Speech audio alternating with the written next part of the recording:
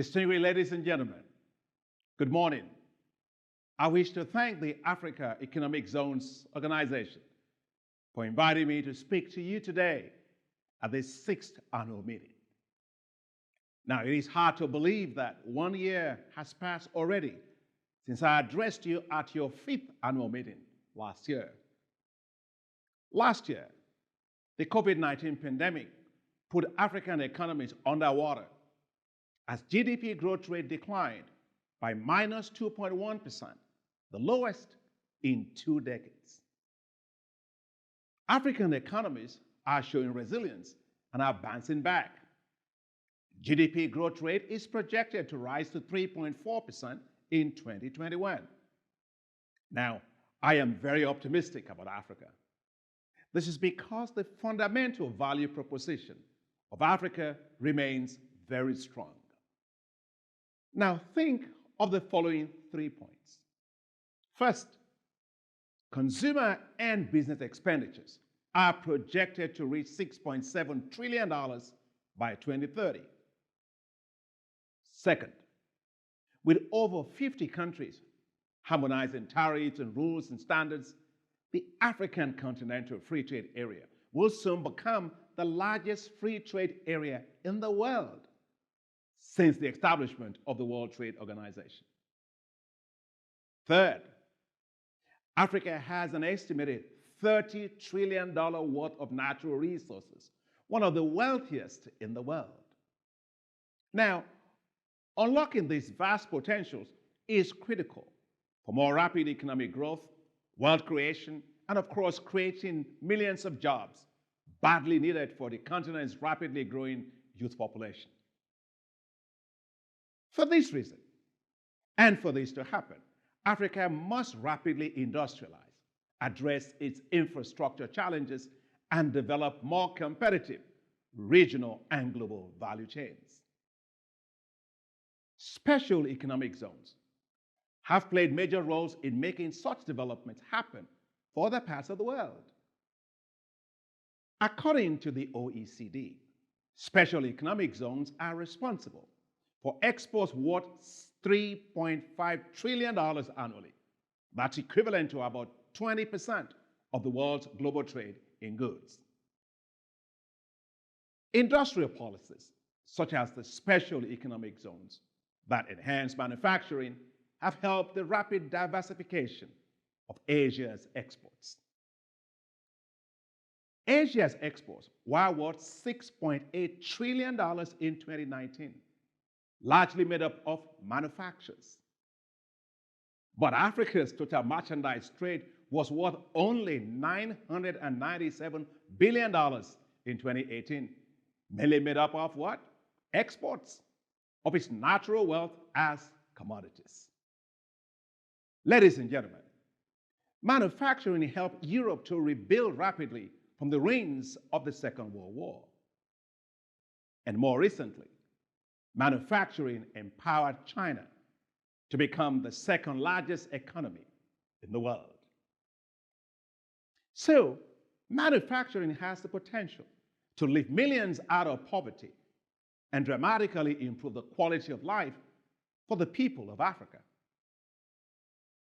My message today to you is clear. Africa must rapidly industrialize.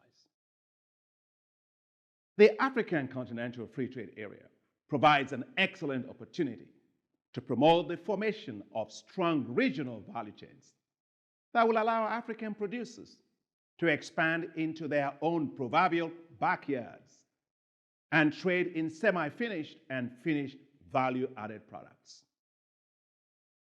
To this end, the African Development Bank is supporting the development of special agro-industrial processing zones that will help Africa unlock its food and agribusiness potential and expand its own share of the continent's food and agribusiness market that will be worth $1 trillion by 2030.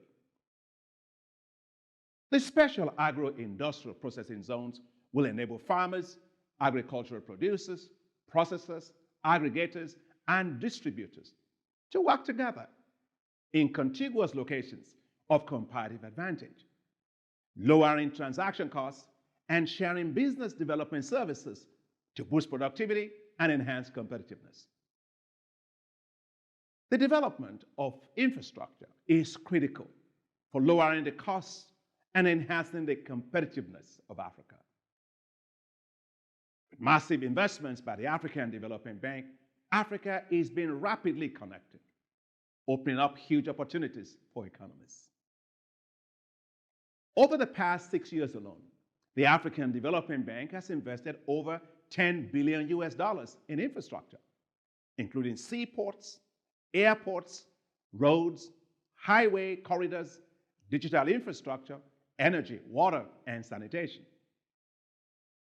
Today, the Nacala Rail and Road Corridor connects Mozambique, Malawi, and Zambia, boosting trade and reducing transport costs by 15 to 25%.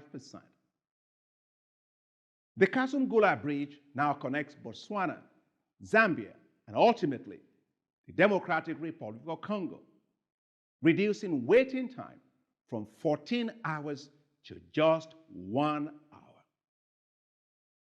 The bank has invested heavily in the development of ports to ease maritime transport, including ports in Morocco, Togo, and Namibia, as well as the modernization of airports in Morocco and Ghana, which are all helping connectivity and integration.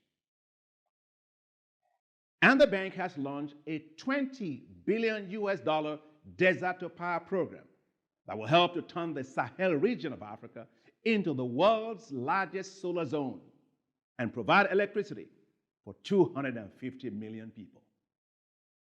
Now, this will allow 11 countries to have electricity to power industries and to support special economic zones. The African Development Bank will continue to strongly support critical infrastructure that will expand opportunities for the development of economic zones in Africa to fully unlock the economic potential of African economies. Ladies and gentlemen, we must build more special economic zones. We must connect the economic zones with infrastructure. We must use special economic zones and critical infrastructure to unleash the industrial manufacturing capacity and the competitiveness of Africa. The African Continental Free Trade Area must become a zone that hums with sounds of industrial machines, cognitive robots, and workers all working to add value to everything that Africa produces. Then, Africa will move from exporting raw materials to industrial manufacturing with regionally and globally competitive value chains, adding value to all its resources and unleashing jobs for millions of youth. Now, that is what I call success for Africa. Now, let's make it happen. Thank you very much.